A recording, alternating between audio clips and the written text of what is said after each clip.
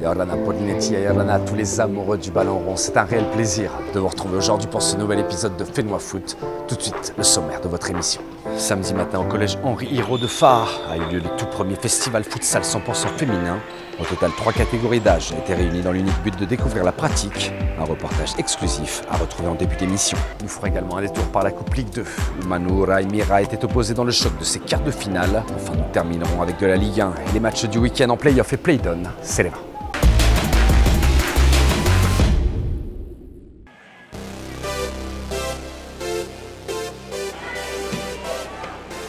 Au coude à coude en championnat, l'AS Mira et Manoura se retrouvaient samedi midi au Stade Pater dans le choc du quart de finale de la Coupe Ligue 2. Ils m'ont dit c'est pas pareil. La coupe c'est différent, tu perds et éliminé, tu gagnes, tu continues. Et voilà, on est venu ici c'est pour gagner, sinon je ne serais pas venu. En tout cas, il faut être autodésique. Défait par 2 fois en championnat, l'AS Manoura pouvait en cas de victoire rééquilibrer la balance. On a perdu à l'aller 2, même au retour 4-3. Pour nous, c'est une revanche. Hein. Mais Mira ne lâche pas, il veut faire le doublé. Ça, c'est normal, hein, et que le meilleur gagne. Et hier midi, l'équipe la plus en réussite du championnat a également été la meilleure sur la pelouse de Pater. 1 minute après le coup d'envoi, Yann Vivi montre au bleu la voie à suivre, ça fait 1-0. Loin d'être rassasiés, les hommes de Robert Taillore vont en quart d'heure de jeu doubler la mise. En 3 passes, Mira se retrouve dans la surface adverse. La sanction est immédiate pour les Mauves qui encaissent au quart d'heure de jeu un second but.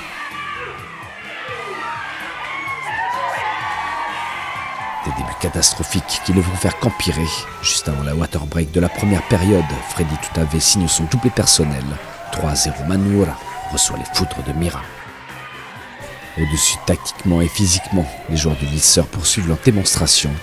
Incapable de dégager proprement le danger, Manoura se fait une nouvelle fois surprendre. La tête de Yann Vivi permet aux Bleus d'enfoncer le clou.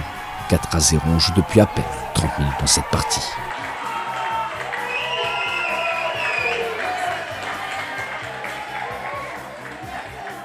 Sur un nuage devant leur public, ayant fait le déplacement, le leader du championnat continue tranquillement d'enfiler des perles. Un nouveau nom fait son apparition sur la feuille de marque. Tahaviri et Mira sanctionnent les Mauves pour la 5e fois du match. Juste avant la pause, Teiho s'amuse de son défenseur avant de lancer dans la profondeur Vivi qui ne rate pas l'offrande. À la pause, Manoura est méconnaissable. 6 buts séparent les 2 formations.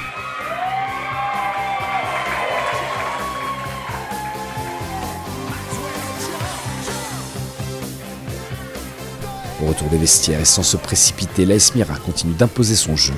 Et l'efficacité est au rendez-vous. Tahaviri sera le 7e et dernier buteur des Bleus. Le match est plié. Malgré un sursaut d'orgueil des Mauves en toute fin de match, le mal est fait. 7 buts à 2 au finish. Mira empoche sans forcer sa qualification pour les demi-finales de la Coupe Ligue 2. À notre micro, le maestro victorieux.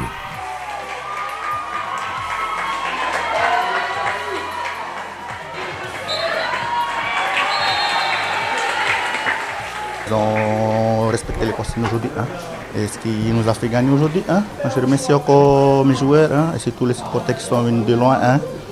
Donc, Marou, supporters. Ce week-end, 3 autres clubs ont également décroché leur ticket pour le tour suivant. Vendredi soir, l'équipe B de Vénus s'est imposée 2-1 face à celle du TFC, tout comme Tefana qui s'est qualifié au tir au but face à Mateia. Enfin, Excelsior, grâce à sa victoire sur Arouet, intègre lui aussi le dernier carré de la compétition.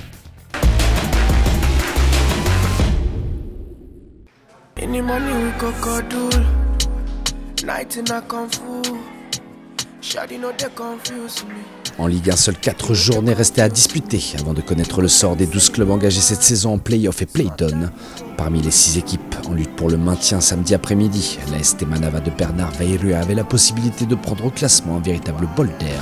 On a vu qu'hier soir il y a eu un résultat match nul entre JT et Arapo. Du coup, on va en profiter de ce match-là pour prendre encore les 4 points et essayer de grimper encore des places dans le classement. L'intention était pourtant très bonne au départ de ce match pour Anéré, mais les joueurs de Papeno avaient d'autres projets en tête pour l'équipe de Lilleseur, à commencer par mettre la pression sur les cages rouges et noires. Réponse immédiate des hommes de Vairua, parti à la limite du hors-jeu, Edwin Dean se retrouve face à face avec Veitae. Le portier de la côte Est ne se pose aucune question et s'interpose parfaitement, toujours 0-0 dans cette partie.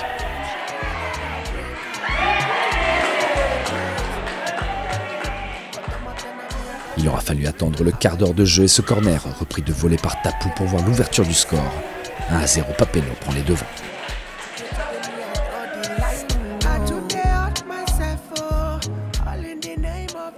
À la recherche de précieux points au classement, les hommes de Freddy Tavéré vont à la demi-heure de jeu enfoncer le clou.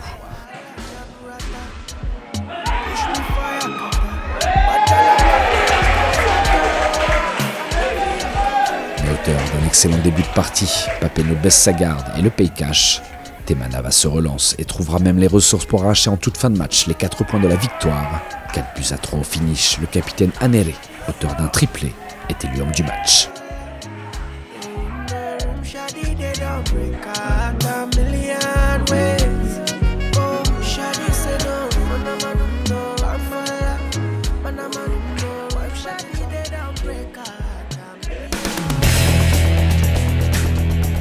Au classement et grâce à cette victoire, l'AS Tamari Temanava recolle au peloton de tête composé après 6 journées de Mira et du Tayarapu Football Club. La mauvaise opération du week-end est à mettre à l'actif de Papeno qui aurait pu revenir à hauteur de JT classé au pied du podium. Enfin l'OM avec toujours aucune victoire au compteur et bon dernier et fonce tout droit vers la relégation. Concernant maintenant les playoffs, à 2 jours du premier match de barrage de l'OFC Champions League, Tefana et Pirée n'ont commis aucune erreur. Pour leur dernière sortie avant ce grand rendez-vous océanien, les deux formations ont remporté facilement leur rencontre. Tefana, auteur d'un clean sheet, s'est imposé 3-0 face à Punaru.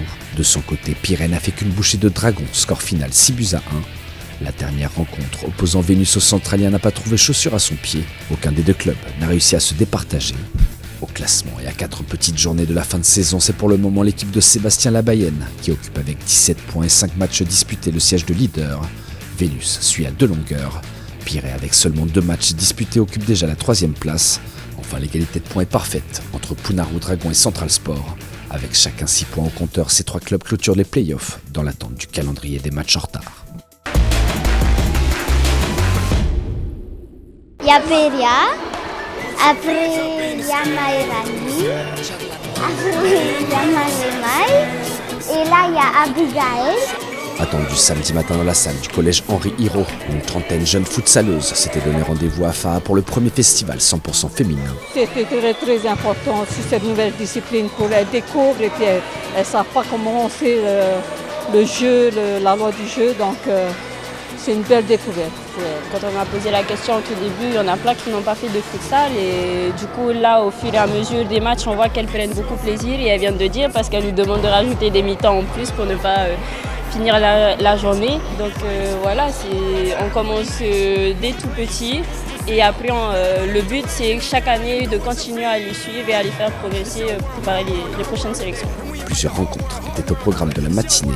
Très attentive aux nouvelles règles, de 8h30 à 11h, les filles présentes au rendez-vous étaient à l'écoute des consignes mises par les coachs. Coach, ça va, c'est facile de mettre en place l'équipe là ce matin? Ouais, très facile hein, pour la journée d'aujourd'hui. Hein.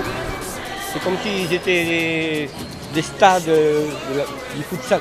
C'était un peu stressant, mais après, ça va aller mieux. Et c'est tout. Non, j'ai pas réussi à marquer, mais j'ai essayé.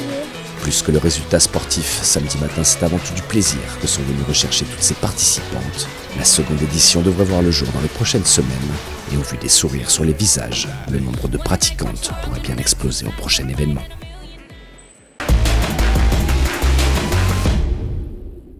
Voilà, Fennois Foot, c'est déjà fini pour aujourd'hui. Merci à toutes et à tous pour votre fidélité. Je vous donne rendez-vous la semaine prochaine avec le résumé des 2 matchs de barrage des qualificatifs à l'OFC Champions League, opposant nos 2 représentants tahitiens, Tefana et Pirée. Excellente fin de soirée à toute la Polynésie. Pareyane.